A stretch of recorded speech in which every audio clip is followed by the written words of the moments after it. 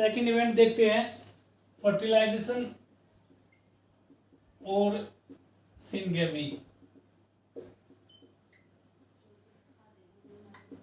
ठीक है, फर्टिलाइजेशन और सिंगेमी। फर्टिलाइजेशन का मतलब क्या होता है? Fusion of male and female gametes to form diploid cell. ठीक है, जब मेल और फीमेल गैमेट्स आपस में फ्यूज करेंगे, आपको पता है मेल और फीमेल गैमेट्स कैसे होते हैं? हैप्लॉइड होते हैं। ठीक है, एन होते हैं। तो क्या होंगे? दोनों फ्यूज होंगे तो क्या बनेगा? ठीक है, डिप्लॉयड सेल बन जाएगी, मीन्स जाइगोट की क्या हो जाएगी? फॉर्मेशन हो जाएगी।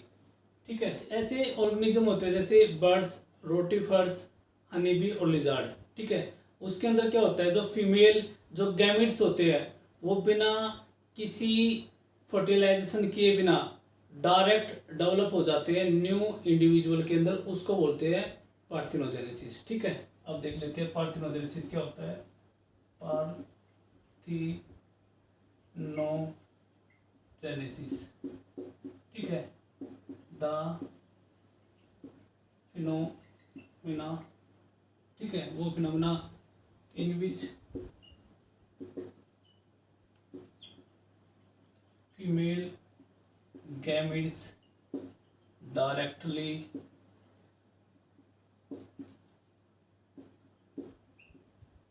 develop into new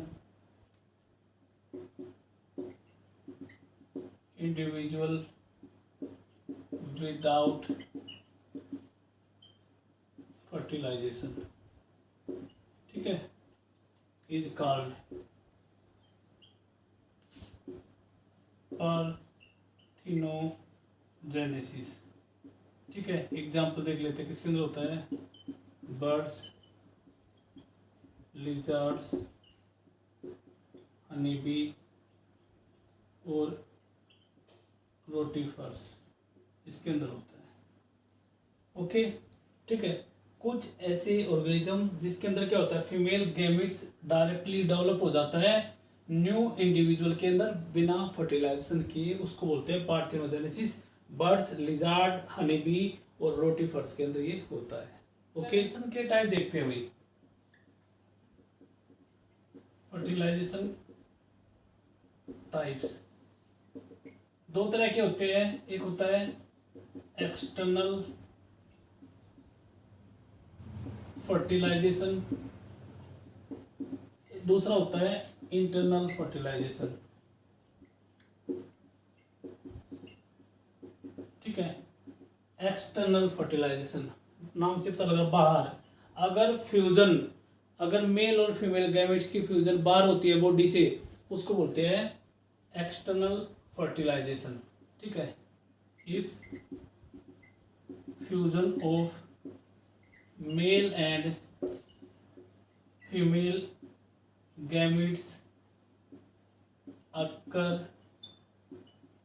outside the body, ठीक है, उसको बोलते हैं एक्सटर्नल फर्टिलाइजेशन। ठीक है, किसके अंदर होता है? फ्रॉग और बोनीफिश के अंदर होता है। ठीक है, दूसरा इंटरनल फर्टिलाइजेशन देख लेते हैं। इसमें क्या होता है? इफ अगर fusion of male and female gametes occur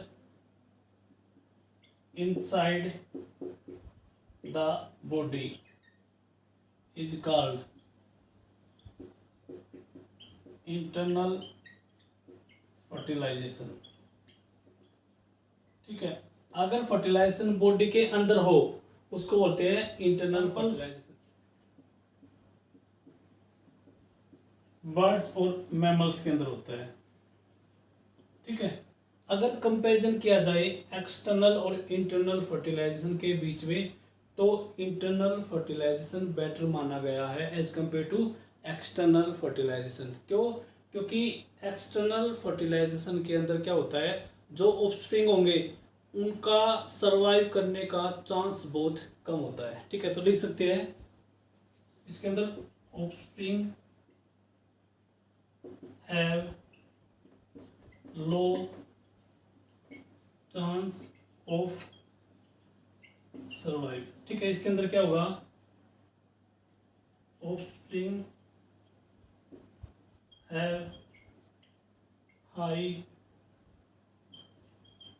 chance of survive. Okay, तो बेटर कौन सा है, इंटरनल फर्टिलाइजेशन। अगर क्वेश्चन आता है कौन सा बेटर, तो आप बोलोगे इंटरनल फर्टिलाइजेशन। अगर क्वेश्चन आए क्यों एक्सटर्नल फर्टिलाइजेशन बेटर नहीं है, तो आप बताओगे कि वहाँ पे लो चांस होता है ऑफस्प्रिंग के सर्वाइव करने का। इसलिए क्या होता है, वहाँ पे जो प्रीडेटर होते हैं और इन्वायरमेंट फैक्टर का क्या होता है, काफ़ी इसको नुकसान कर सकते हैं। ठीक है, प्रीडेटर क्या करेंगे, जो फ्रॉग एग को क्या कर सकते हैं, ईट कर सकते हैं, डिस्ट्रॉय कर सकते हैं। ऐसे ही इन्वायरमेंट के अंदर अगर टेम्परेचर बढ़ता है तो डिस्ट्रॉय हो जाएंगे। ठीक है, इस तरह क्या होता है, उनके जो ऑफस्प्रिंग होते हैं उनको सर्वाइव करने के चांसेस क्या हो जाते हैं, कम हो जाते हैं एक्सटर्नल फर्टिलाइजेशन के अंदर।